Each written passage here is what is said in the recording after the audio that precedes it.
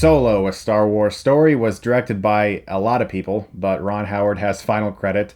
Despite Disney's involvement, the stuff with Lord and Miller that you've probably heard about in every review that you've read or watched, that I'm not going to get into because more than likely you know all about it, the production woes and the issues that went on with this film. And this is a Star Wars prequel that explores the early years of Han Solo's life, his early times with Chewbacca and Lando, and how he came to be known as a smuggler and the baddest scoundrel in all of the galaxy. Han Solo was always one of my favorite characters in the original Star Wars trilogy. He felt sort of like your everyday guy who was stuck in these larger-than-life scenarios. Despite his incredible skill as a pilot and his luck, he seemed like a normal person who was there, and you related to him. He was funny, charming, he was a scoundrel, as always, and there was something great about Han Solo. And so naturally, obviously, all these years later, now that Disney has the rights to Star Wars, we're going to get tons of adventures.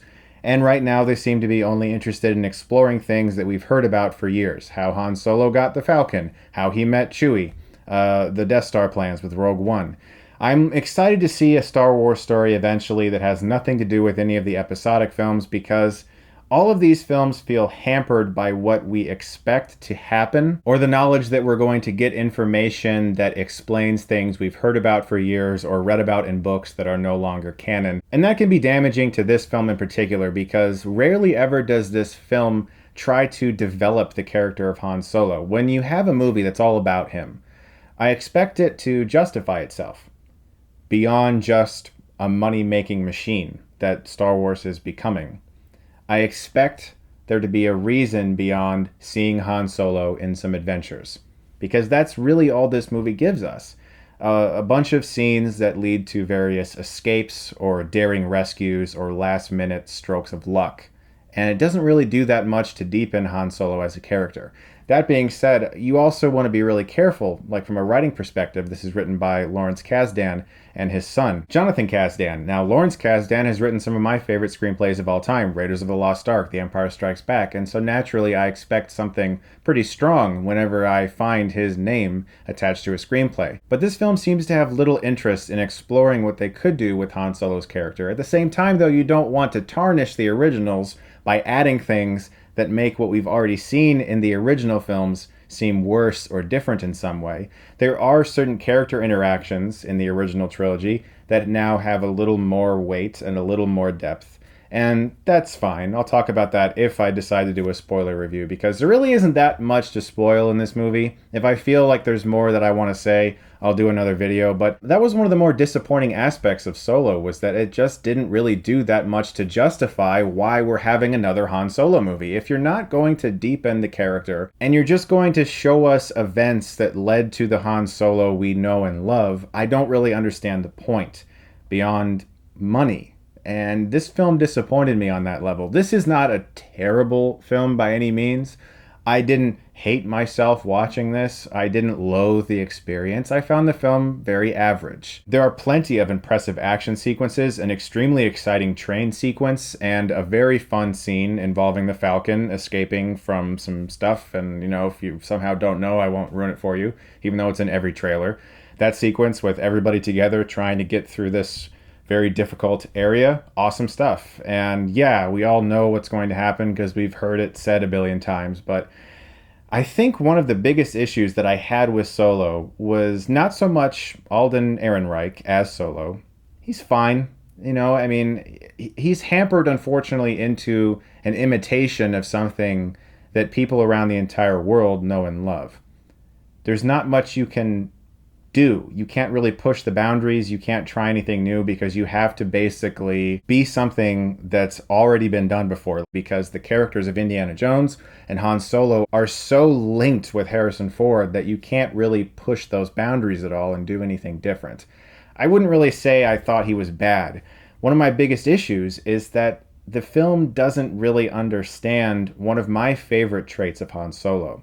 Yeah, he's very charming, he's very likable, and he's a scoundrel, and he's a nerf herder, and all these things that we've heard countless and countless times over. But what a lot of people don't really talk that much about when it comes to Han Solo is his perceived annoyance with the incompetence of the people around him.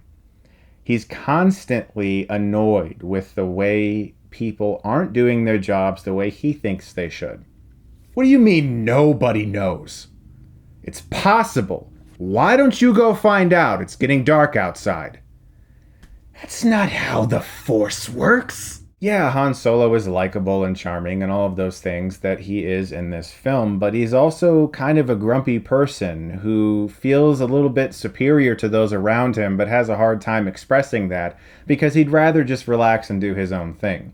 This film understands that, sort of, but it chooses to play it so flat in such a basic comedic way without really exploring any of the depth behind Han Solo. One of the reasons Harrison Ford wanted Han Solo to die in Return of the Jedi originally was because he felt that the character didn't have that much depth behind him and that by making a sacrifice, that would boost his character a bit.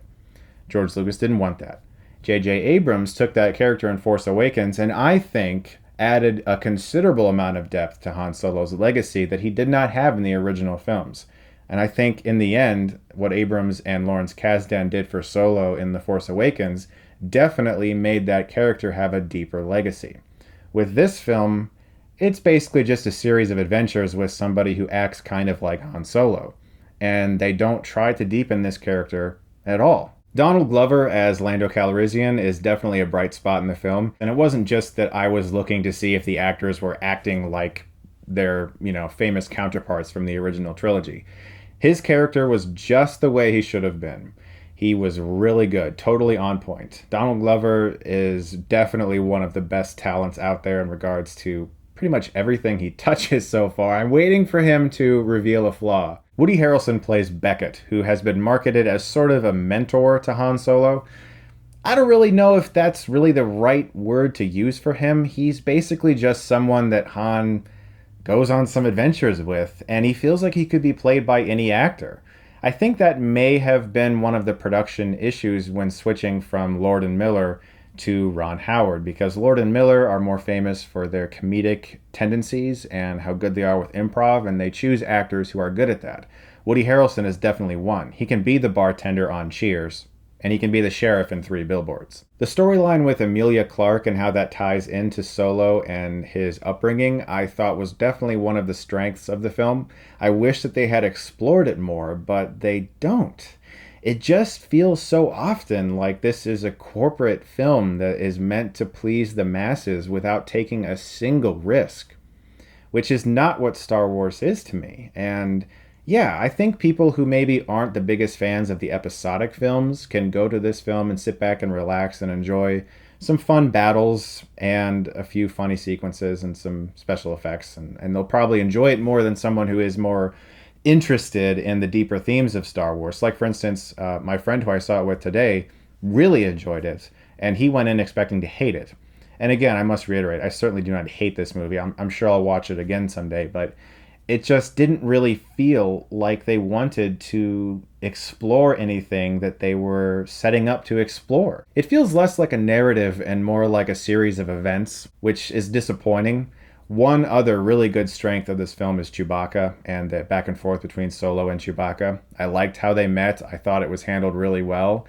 There's a lot of great sequences with them, and the film does its best to not screw up anything, if you know what I mean. Like, you can watch Solo, this movie, and then go watch the originals, and you don't feel like anything's changed or ruined, Like, certain things, like his dice and a few interactions with Lando are going to be a little different. But I think the choices they made that could provide some changes to the originals are good. But again, there are no risks. Say what you want about The Last Jedi, which, trust me, everyone has. That movie did take risks, and that was something that I admired about it.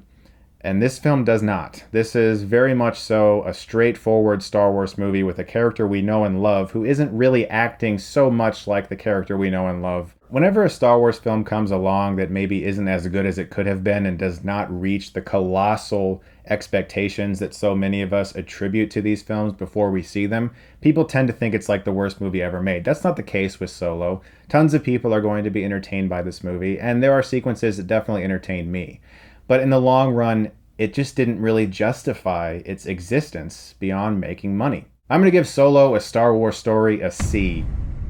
Guys, thank you so much, as always, for watching. Look forward to more reviews very soon. As always, you are the best, and if you like this, you can click right here and get Stuckmanized.